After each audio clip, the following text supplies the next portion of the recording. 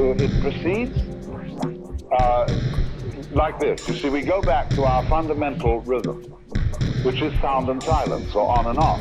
And so you've just got...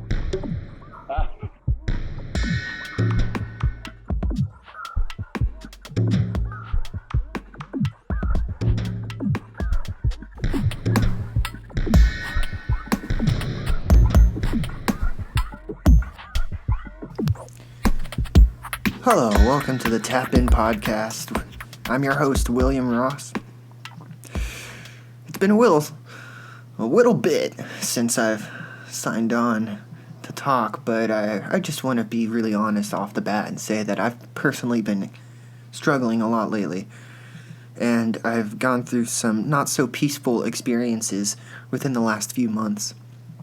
And as much as I would have in stock the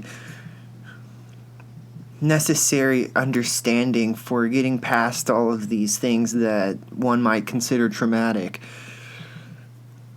I'm reluctant to admit that I did not deposit enough compassion coins into my brain bucket.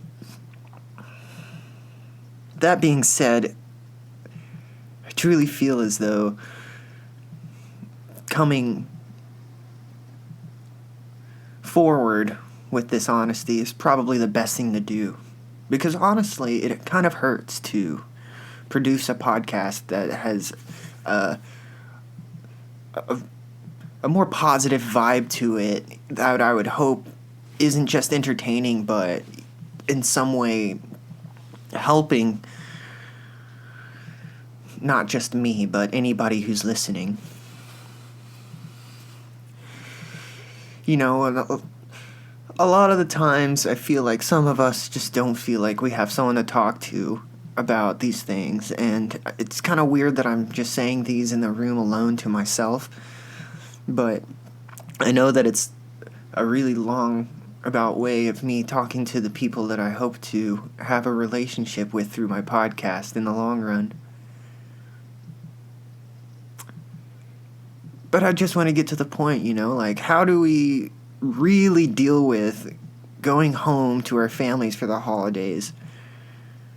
Because it seems to me as though our families have had so many experiences with us that a lot of times the people that we are trying to make of ourselves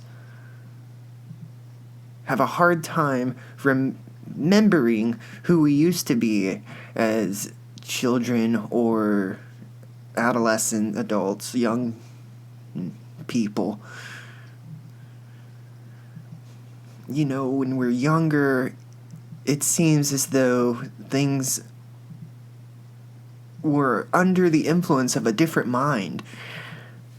And I mean this just because it feels as though I've developed a lot more since then. And when I go back home, so many times my family can just tether me down to their own ideas of who I am. And when they try to manifest this memory, I become defensive. I feel my ego hardcore because it seems as though nothing has changed in the hearts of the people that are closest to me. And I know that's not true, and that I certainly have a bit of a internal doubter within me that takes it upon themselves to question myself and, you know, try to suppress my creativity for the sake of resistance. And when I feel these things, I can get really down, and it's a real drag, and I'm beginning to really understand what they mean. You know, it's hard to come in to a situation where people don't necessarily see who you are or what you've made of yourself, especially when the environments that you have tended to are internal and cognitive. When we change our minds and our feelings, it takes time for others in our life to see that. If we had previously influenced them to be defensive around us, I'm speaking from personal experience. My adolescence was a troubled one. I struggled a lot. Being independent was the prime objective. And I meant mental independence. From a very young age, it seemed to me as though people were actively living out other people's ideas and other people's stories for them. At some point, someone came along and told everyone, this is a way you can succeed, and then somebody looks at that and reflects into themselves that, hey, I can do that. And then, for the sake of making a living, we do it.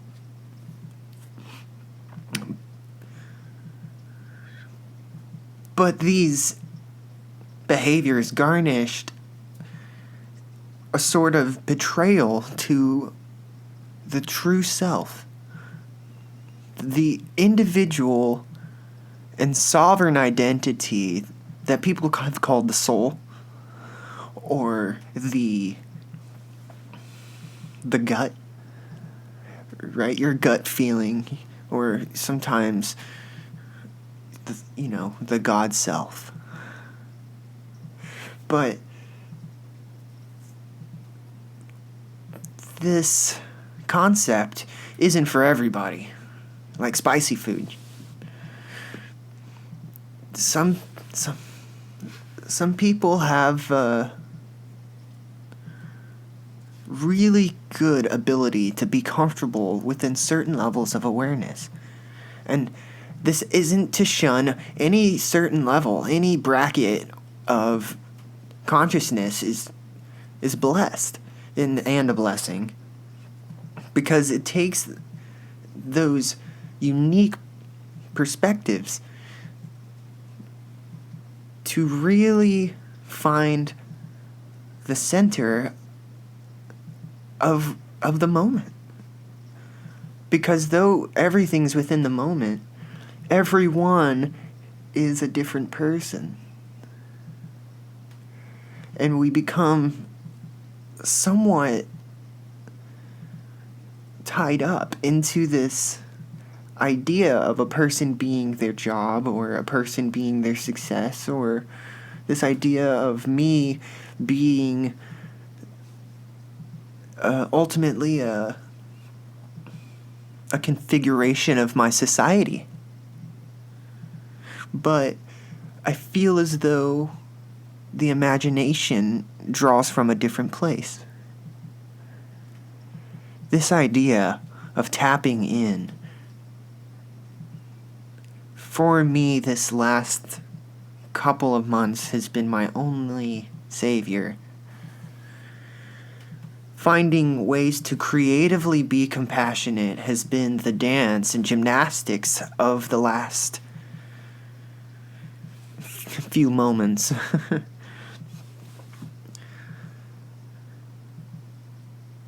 I'm trying to create a map within myself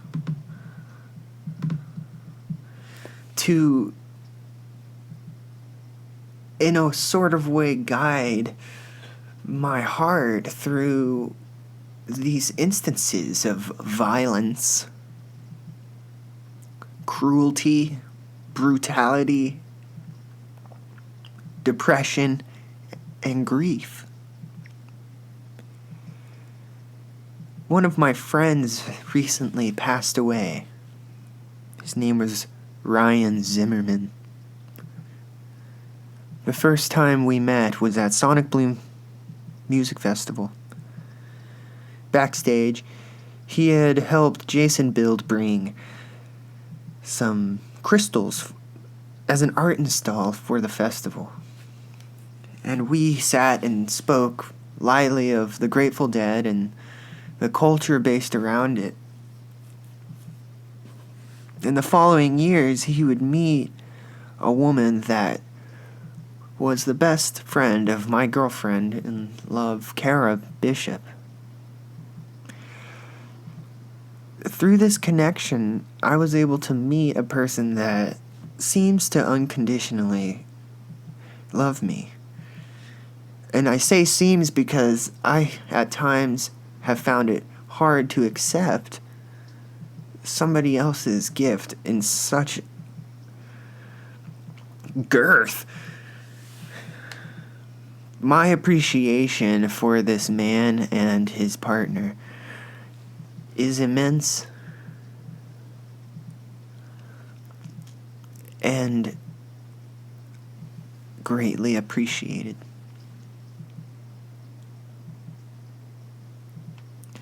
As I record this, it rains outside at a chilling 34 degrees outside.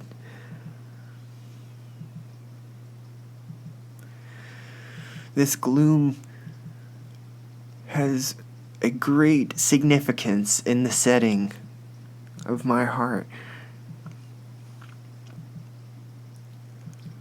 I know that I had talked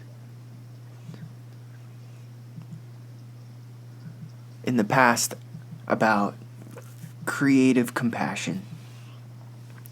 And it's moments like these that really call for this sort of action inside our hearts and minds.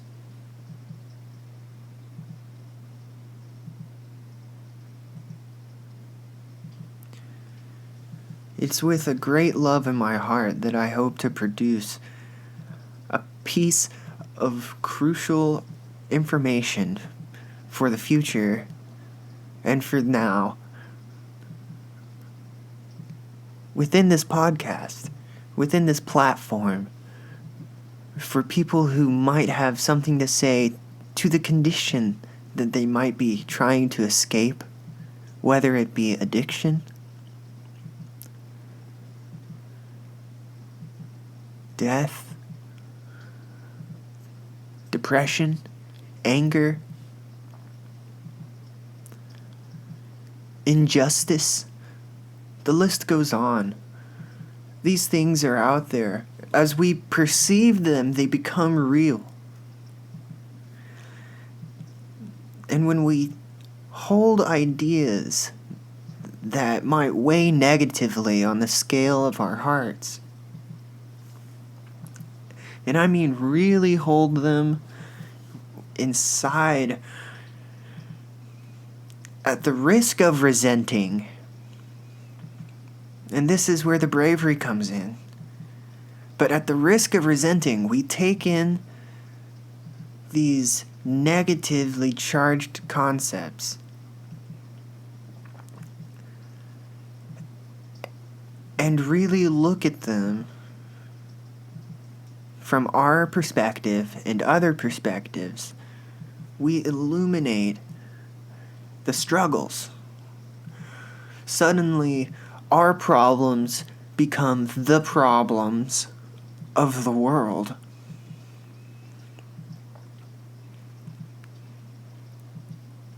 And to deny the suffering of the planet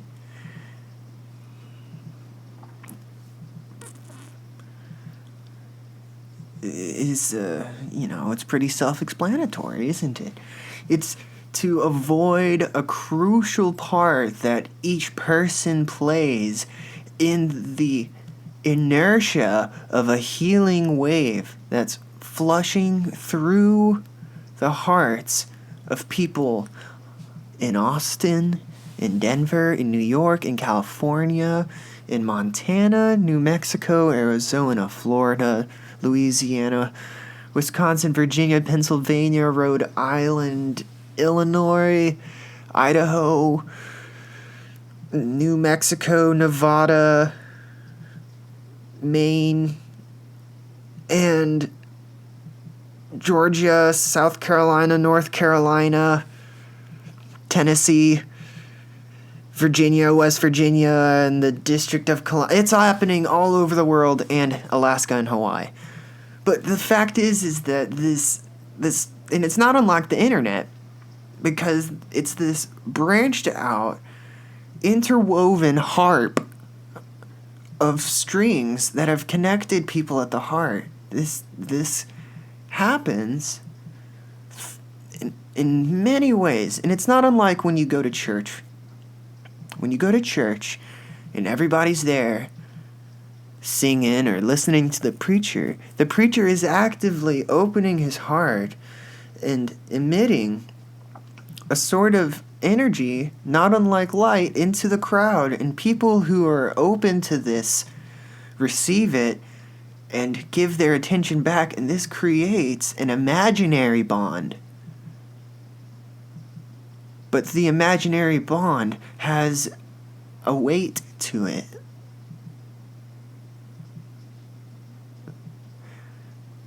And this weight is determined by whoever is appealing to the metric of imaginary heartstrings.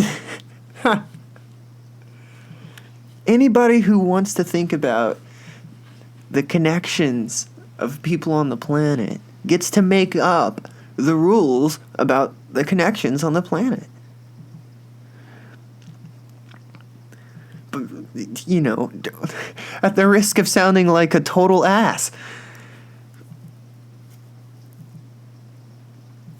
and I admit, I don't know more than the next guy. I've just got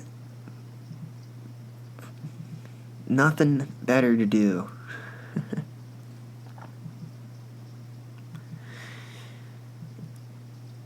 But in the face of suffering, and what I do consider to be my experience, I truly feel as though the attention I'm giving these issues about me is warranted.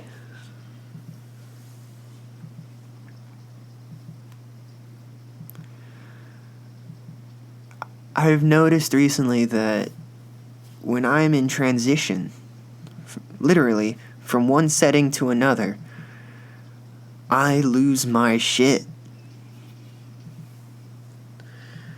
Somehow,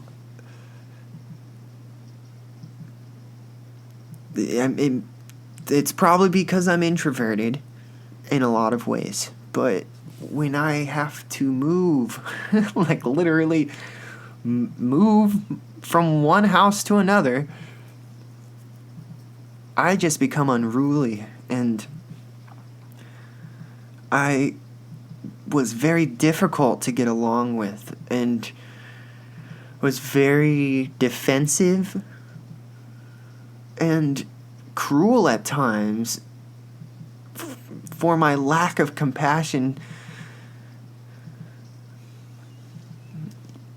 You know, and I can explain away that it was because I did not have the energy to understand someone else, and the patience to, you know, apply for more understanding.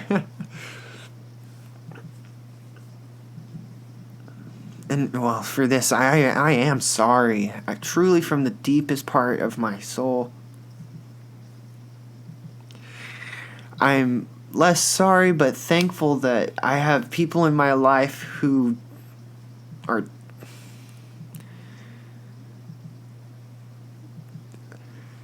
unaffected by the dimensions of my anguish. Because when I externalize and project the darkness that I was speaking about holding within myself, it comes through as a resentment. And this is the crucial part of shadow work. It's a understanding of the suffering that our experience holds within it. The suffering lives within us if we don't heal it.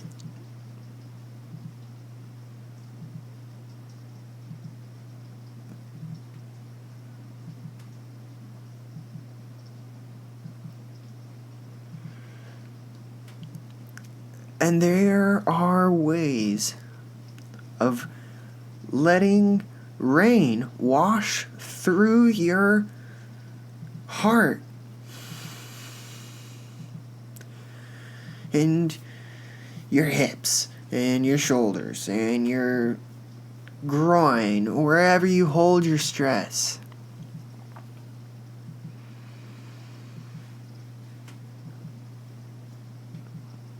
By opening up to this idea of the possibility of creating something beautiful, a light shines through a wall of beautiful stained glass, and the light shines through a crack onto our figure.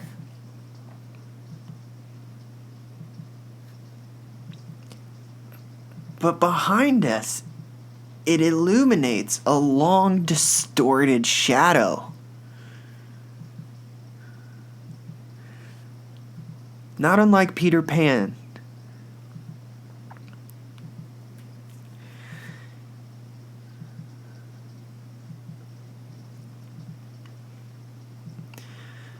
And it becomes a beautiful moment to see your shadow large and contorted, seeming to progress into you.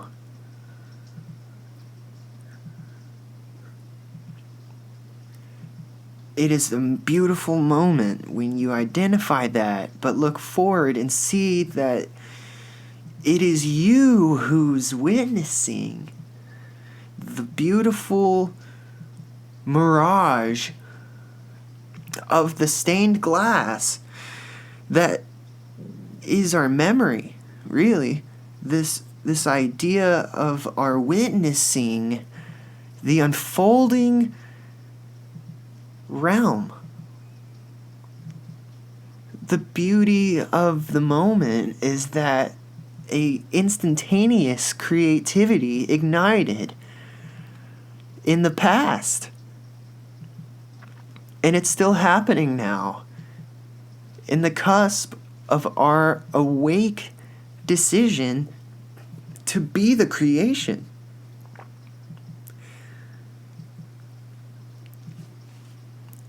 And as a fractal, be the creator.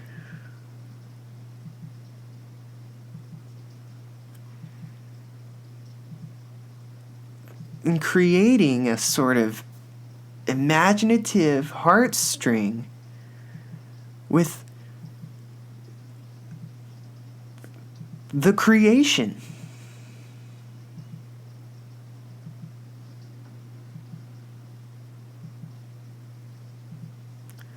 All right, that's about as good as it gets. But just to sum it up, our suffering is merely our experience of the suffering. And through our creativity, we can supply compassion to the self that is experiencing the suffering. Whatever that means to anybody. I think right now I'm just gonna do some mantras for you. Feel free to join me. I suggest that you find a very comfortable place. I like to sit upright, but if you're driving, make sure check all the windows. Don't forget about the mirrors and don't close your eyes, but just focus on the resignation that's happening within the body. and realize that that resignation is expanding out into the universe infinitely. And it's really going to echo when I post this podcast and it plays again and again and again. So let's create a sea of ohms right now. I'm going to take a few deep breaths in and out before starting.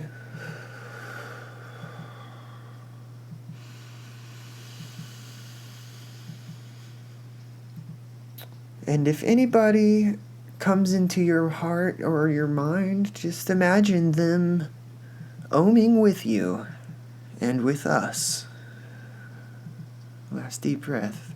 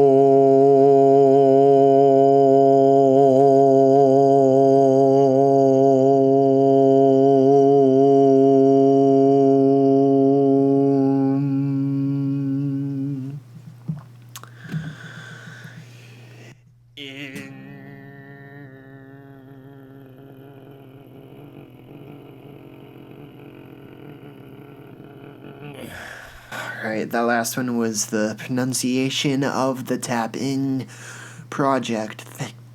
Thank you for listening. And I wish everybody an upward spiraling year. And just know that through the spiral, there are parts where you slow down. There are parts where we get to gestate and experience one another. And it doesn't mean that we're still not on the path. It just means that it's time to learn the lesson. Alright, blessings everybody. It proceeds like this. You see, we go back to our fundamental rhythm, which is sound and silence, or on and off. And so you've just got